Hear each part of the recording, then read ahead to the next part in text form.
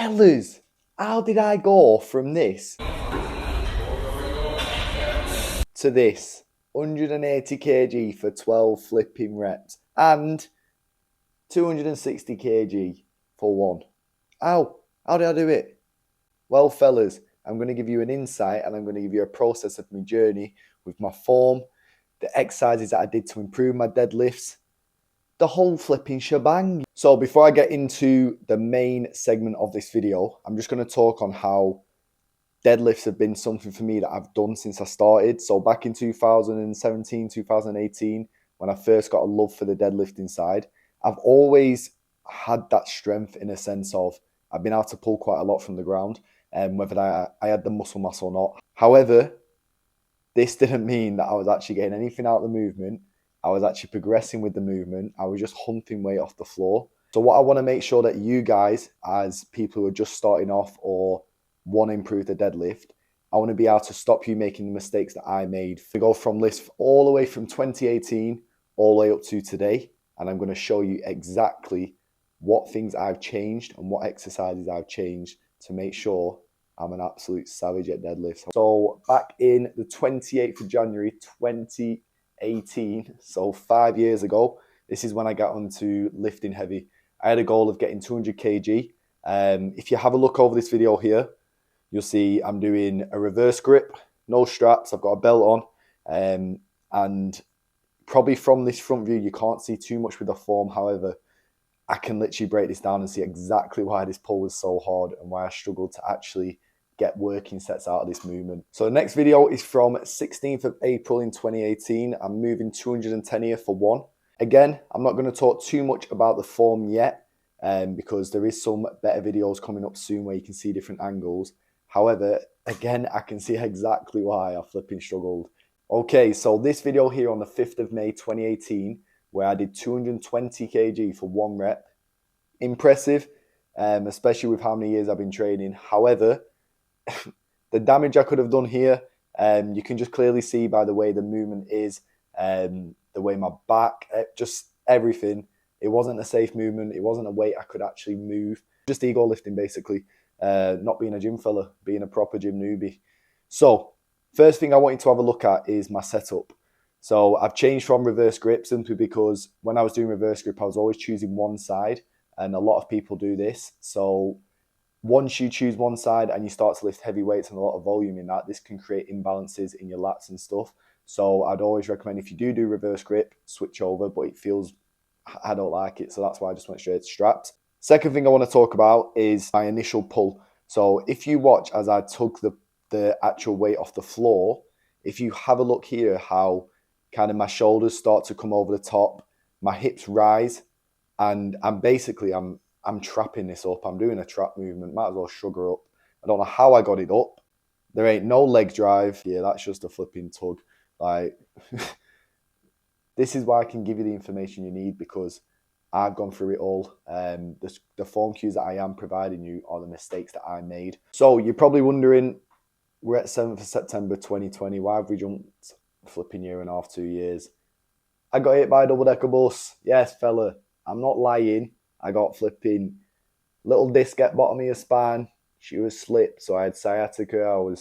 Oh mate, couldn't do squats. Well, that's a flipping shame, innit, fella? So, thank you. So if you don't want to do leg day, get hit by a double-decker. Don't do it. So I had a period where I had a lot of physio, couldn't do certain movements, couldn't do a lot of hip hinges, until obviously that side of things got better and recovered, and my slip disc kind of went back because it kind of was just bulging. So that's why we're now at 2020, and this is when I kind of started getting back into it. So here, the main thing I want you to look at is my setup. So if you see, just before I go to lift, I look like I should have a barbell on my back and do a back squat. Look at how low me flipping, I'm squatting it's not a deadlift, it's a squat. Like, honestly, so if you watch, as I pull, see how my hips rise before the bars even flipping come off. So the amount of wasted energy I'm doing on that first rep by sitting into it, and my hips, literally, as I pull, my hips go like that, and then my upper body pulls. So it's like a double movement then, and it's just wasted energy. And if you watch, as I then come down, look at how high my hips are for my second rep. boom. So I don't sit into it. So that clearly shows my positioning for that first rep needs to be the same for how I do my second and third rep, because that's naturally how my spine's in a neutral position and I can give myself the most leg drive. And this is where a lot of people do mess up. They sit into that first one, can't use the leg drive that they need because the hips are too low, and all they're going to do is just literally fire up like that. And then you just can't get that same explosiveness and basically the drive that you need from your glutes, hamstrings, quads, all of that to be able to pull up. This video here from 6th of October 2020 is literally exactly what I've just kind of touched on again. So fully squatting into it. I'm even resetting here and going into a squat. I think I'm trying to test to see what it feels like. I realize that squatting down that deep is not going to help me. So for some people, just lengthening of your legs, arms, your torso and stuff, it can help. I highly recommend not squatting. If it becomes in a position where it looks like you're doing a flipping arse to grass and you're squatting down, more time, your hips are going to fire up. If your hips don't fire up and you can just pull up straight away and your hips don't do that, jumping up and then your upper up, mate, flipping amazing. You're still getting your leg drive in, you're still pulling through the movement. However, if you look like me, where your hips rise anyway, stay away, fella, stay away. Moving on to May 2021. So before I get into this video, I'm going to touch on the stuff I've done in between this video and the last one in terms of changes of exercises. So the first exercise, which I neglected and never did, was hip thrusts. Through a lot of research, I found that by obviously strengthening my hamstring and glutes, that's going to help with that initial leg drive. I also started incorporating more hinge movements, so things like your RDLs. This is going to improve that partial phase in your deadlift that you might have sticking points at, and it's also just going to strengthen that leg drive from the start too. So I feel like, other than like obviously improving on my pull-ups and your like pull downs and all them type of movements, I feel like them two movements were the ones that I neglected massively, and they made a massive change to why now I can move the weight that I'm moving for reps, when back then I could move them for 1 or 2 flipping reps with form that's probably going to cause me to flipping be in a wheelchair in a few years. So let's get on to this video. So same again, straps and belt. So if you just watch my setup here, just watch how less I sit into it. I actually can see there where my glutes and hamstrings are helping me do that initial drive. Then the reps after that, if you see how high my glutes are, I'm still able to use that leg drive. There's a slight bend as I come down, but I can drive through. And that's a solid set there that I was able to get out. This is where I started to progress on the rep side of things. Moving on to 26th of October 2021. This is where I actually pulled, basically, my PB was 220 when I first shown you. However, this is 215 and I managed to pull this for 3 reps. All I wanted to look at again is that start position. Look at how high my hips are. There's none of me squatting down and then basically wasting energy. I keep it at that fixed point and I can really drive through the movement then. So like I said, compared to the 220, I just feel like the reason I could get more reps out here is 1, lack of wasted energy, and 2, when I'm then coming down, because my hips are higher and there's that leg drive that I'm able to give, it's a lot easier for me to be able to pull for a second and a third rep compared to back then, when as soon as I go to the reset again and I'm going to sit into it, it's like, flipping heck, lad, got no flipping energy, fella. What do you think you're going to do? How are you going to pull more? So I think that's a big reason why I start flipping pulling some hefty weight. So these next few videos, stay tuned, because this is where it starts getting nice and tasty with the rep ranges and the flipping weight, fellas. Right, and the one you've all flipping been waiting for, the comparison. 180 kg back in 2018 for 1. Now we've got 180 kg in January this year for flipping 12. Do you know how much more volume that is? Like, flipping it. But yeah, let's get into it. Let's have a look at the key differences.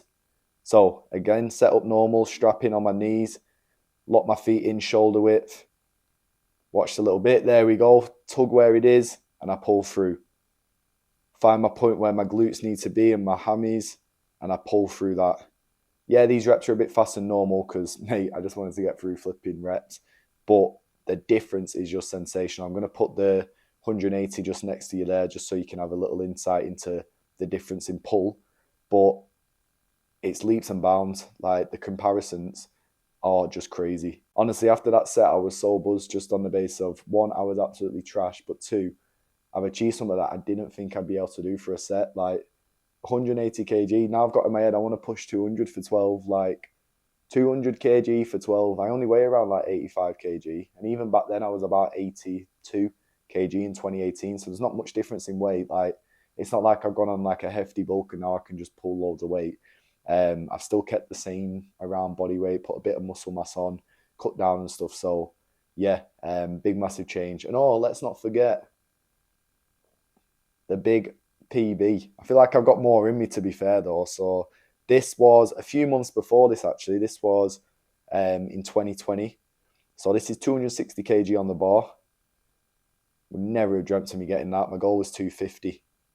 It was a flipping grind, but guess what? I get a... There we go. Look at Buzz. Look at hype.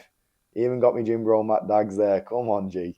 So yeah, just I hope this video has helped you get an insight into the mistakes I was making and how I kind of adapted to them and how I changed them to make sure that I can incorporate more volume into improving my deadlift and also improve the progressive overload side to actually make the lift worthwhile instead of just being a flipping egotistic gym bro out there, because I'm a gym fella now, you see what I mean? What bad, what a bang. Thank you. So yeah, don't know what that was all about. But anyway, like I said, hope you enjoyed. Hope this was informative enough for you. If you have any more questions, either drop me a comment or fly over to my Instagram or TikTok and send me a message. But subscribe, you flipping scumbags. If you haven't subscribed, guess what? This title here, you're never going to have it. You're never going to be part of the gym fella community. You're always going to be a gym flipping bro or a gym newbie. So get subbing. Just feel the energy. Thank you. Goodbye. I'm actually like, I can't even get words out, G. Emotional. Yeah, bro.